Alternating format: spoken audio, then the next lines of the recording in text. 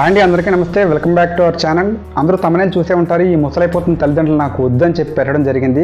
కారణాలు ఏవైనా కావచ్చు, ఉద్యోగ కారణాలు అవ్వచ్చు, లేకపోతే పెళ్లి జరిగిన తర్వాత ఇంట్లో పరిస్థితుల కారణాలు అవ్వచ్చు. చాలామంది పిల్లలు వాళ్ళ తల్లిదండ్రులను చివరి దశలో చూసే ప్రయత్నం చేయడం లేదండి.